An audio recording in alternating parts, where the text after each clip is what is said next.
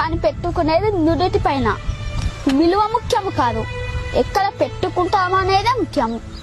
ఉప్పులాగా కటువుగా మాట్లాడేవాడు నిజమైన మిత్రుడు. చక్కెరలాగా మాట్లాడి మోసగించేవాడు నీచుడు. ఉప్పులో పురుగులు పడ్డ దాఖలాలే లేవు, తీపిలో పురుగులు పడని రోజే లేదు. ఏడుస్తూ ఈ లోకానికి అడుగెడతావు, ఏడుపుస్తూ లోకాన్ని వదిలి వెళ్ళిపోతావు. రమ్మన్న సమర్గంలోకి ఎవ్వరూ రారు, వద్దన్న చెడు మార్గాన్ని ఎంచుకుంటారు. పాలు అమ్మేవాడు ఇల్లు తిరగాలి, సారాయమేవాడి దగ్గరికే అందరూ వెళ్తారు. పాలల్లో నీళ్లు కలిపినావా అని అడుగుతారు, ఖరీదైన సారాయిలో నీళ్లు కలుపుకొని తాతారు. పెళ్లి ఊరేగింపులో బంధుమిత్రుల ముందు వడ్డు వెనకాల, శవయాత్రలో శవము ముందు బంధుమిత్రులు వెనకాల. శవాన్ని ముట్టినందుకు స్నానం చేస్తారు, మూగజీవులను చంపి పూజిస్తారు.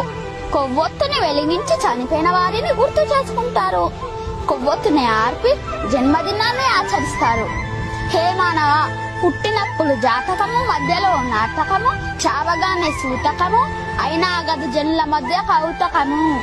కష్టం వస్తే భగవంతుణ్ణి కొలుస్తారు, ఆయనకు రాబోయే కష్టాన్ని ఆపడు. నిత్యం స్మరిస్తే కొండంత కష్టాన్ని గోరంత చేసి సులువుగా దాటి శక్తి నీకు ఇస్తాడు. నిన్ను కష్టాలు కుంభవృష్టిలా ముంచేస్తే నీకు గొడుగు పెట్టి కాపాడుతాడు, గుర్తుంచుకో.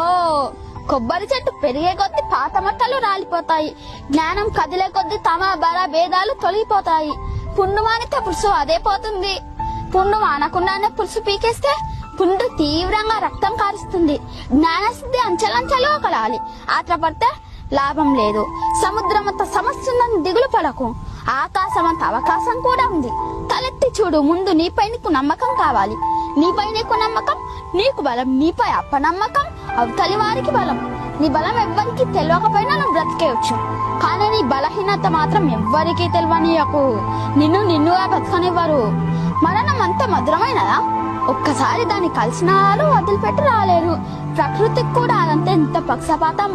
ప్రాణం పోయిన జీవులని నీళ్ళలో తేలుస్తుంది, అదే ప్రాణం ఉన్న జీవులను నీళ్ళలో ముంచుతుంది. నీ పరిసరాలను ఎంత శుభ్రంగా ఉంచినా నీకు అనారోగ్యం రావచ్చు. బుద్ధి అనే ఆసుపత్రులు, ఆలోచనలు అనే వైద్యులు నీ రోగాలను తగ్గించగలరు. వాటిని ఆరోగ్యంగా ఉంచుకో. నీ వెంట నీ ఇంటిని ఉండిని రోజు కడుగుతావు, నీ వెంట వచ్చే మనసును ఎప్పుడు కడుగుతావు. నిజాయితీ పనులు సింహం లాంటి వాళ్ళు. సింహం కూర్చోడానికి సింహాసనం ఎందుకు?